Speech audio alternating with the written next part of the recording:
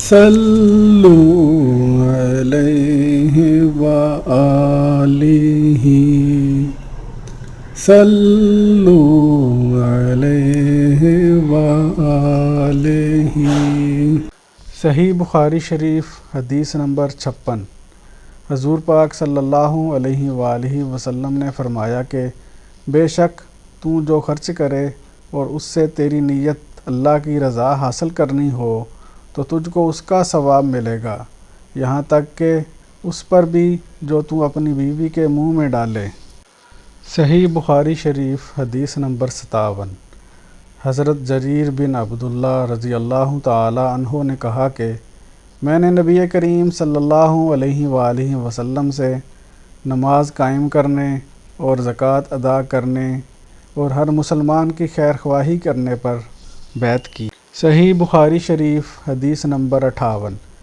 جس دن مغیرہ بن شعبہ حاکم کوفہ کا انتقال ہوا تو وہ خطبہ کے لیے کھڑے ہوئے اور اللہ کی تعریف اور خوبی بیان کی اور کہا تم کو اکیلے اللہ کا ڈر رکھنا چاہیے، اس کا کوئی شریک نہیں، اور تحمل اور اطمینان سے رہنا چاہیے اس وقت تک کہ کوئی دوسرا حاکم تمہارے اوپر آئے، اور وہ ابھی آنے والا ہے۔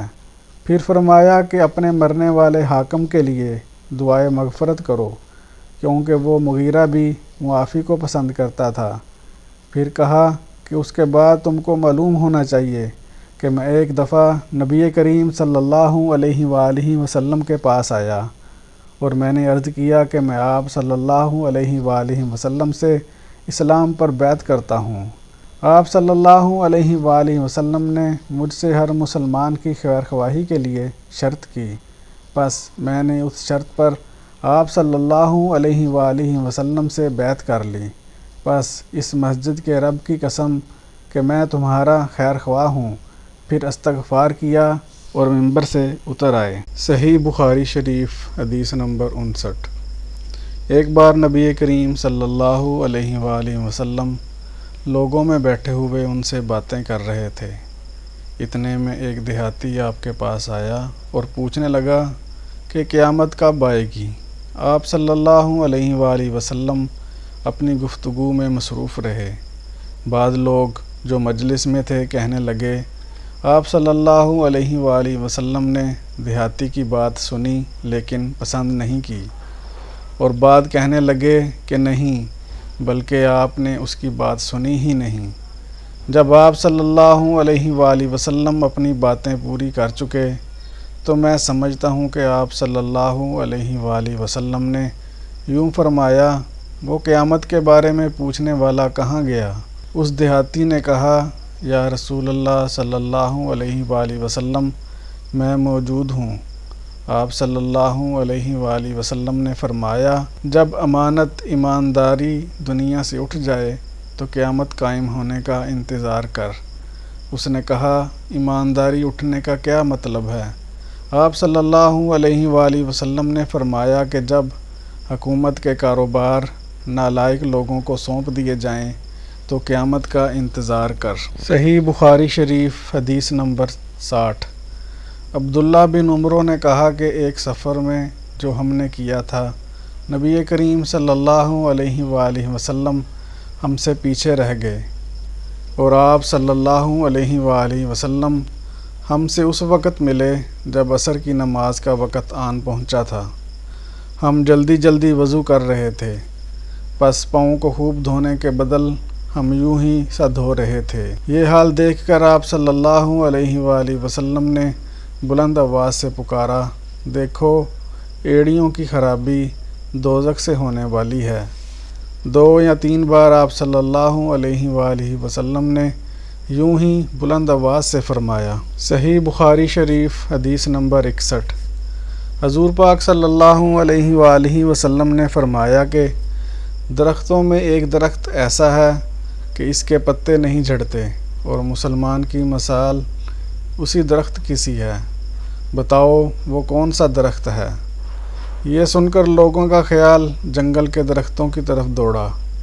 عبداللہ رضی اللہ تعالی عنہ نے کہا میرے دل میں آیا کہ وہ کھجور کا درخت ہے۔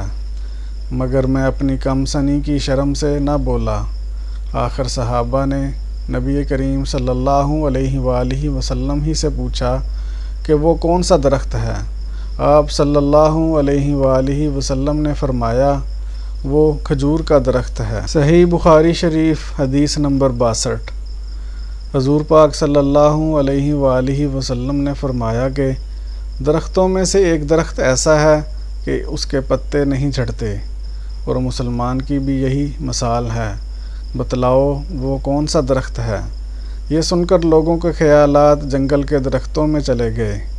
عبداللہ رضی اللہ تعالیٰ عنہ نے کہا کہ میرے دل میں آیا کہ بتلا دوں کہ وہ کھجور کا درخت ہے، لیکن وہاں بہت سے بزرگ موجود تھے، اس لیے مجھ کو شرم آئی۔ آخر صحابہ نے عرض کیا، یا رسول اللہ صلی اللہ علیہ وآلہ وسلم، آپ ہی بیان فرما دیجئے۔ آپ صلی اللہ علیہ وآلہ وسلم نے بتلایا کہ وہ کھجور کا درخت ہے۔ صحیح بخاری شریف حدیث نمبر 63۔ نبی کریم صلی اللہ علیہ وآلہ وسلم ایک بار مسجد میں ساتھ بیٹھے ہوئے تھے، اتنے میں ایک شخص اونٹ پر سوار ہو کر آیا اور اونٹ کو مسجد میں بٹھا کر باندھ دیا۔ پھر پوچھنے لگا، بھائیو، تم لوگوں میں محمد صلی اللہ علیہ وآلہ وسلم کون سے ہیں؟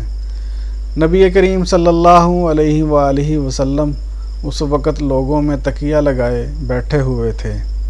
ہم نے کہا، محمد صلی اللہ علیہ وآلہ وسلم، یہ سفید رنگ والے بزرگ ہیں جو تکیہ لگائے ہوئے تشریف فرما ہیں۔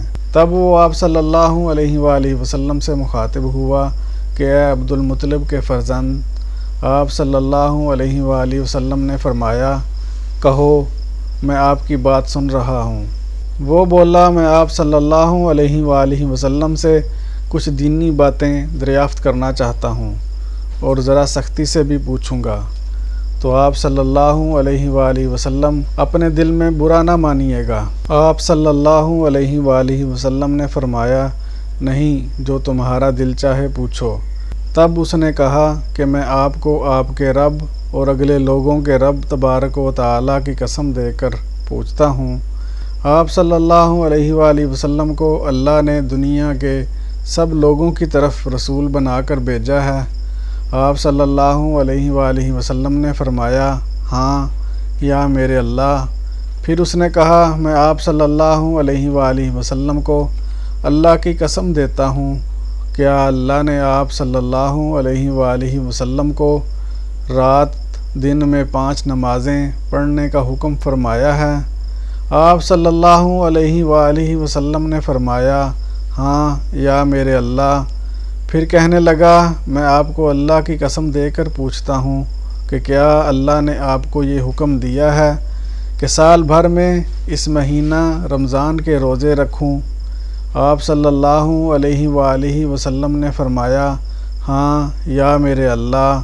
پھر کہنے لگا، میں آپ صلی اللہ علیہ وآلہ وسلم کو اللہ کی قسم دے کر پوچھتا ہوں کہ کیا اللہ نے آپ کو یہ حکم دیا ہے کہ آپ ہم میں سے جو مالدار لوگ ہیں ان سے زکوٰۃ وصول کر کے ہمارے محتاجوں میں بانٹ دیا کریں؟ نبی کریم صلی اللہ علیہ وآلہ وسلم نے فرمایا، ہاں یا میرے اللہ۔ تب وہ شخص کہنے لگا، جو حکم آپ صلی اللہ علیہ وآلہ وسلم اللہ کے پاس سے لائے ہیں، میں ان پر ایمان لایا، اور میں اپنی قوم کے لوگوں کا جو یہاں نہیں آئے ہیں بھیجا ہوا تحقیق حال کے لیے آیا ہوں۔ صحیح بخاری شریف حدیث نمبر 64۔ رسول اللہ صلی اللہ علیہ وآلہ وسلم نے ایک شخص کو اپنا ایک خط دے کر بھیجا اور اسے یہ حکم دیا کہ اسے حاکم بحرین کے پاس لے جائے۔ بحرین کے حاکم نے وہ خط کسریٰ شاہ ایران کے پاس بھیج دیا۔ جس وقت اس نے وہ خط پڑھا تو چاک کر ڈالا۔ راوی کہتے ہیں، اور میرا خیال ہے کہ ابن مصیب نے اس کے بعد مجھ سے کہا کہ اس واقعے کو سن کر رسول اللہ صلی اللہ علیہ وآلہ وسلم نے اہل ایران کے لیے بد دعا کی کہ وہ بھی چاک شدہ خط کی طرح ٹکڑے ٹکڑے ہو جائیں۔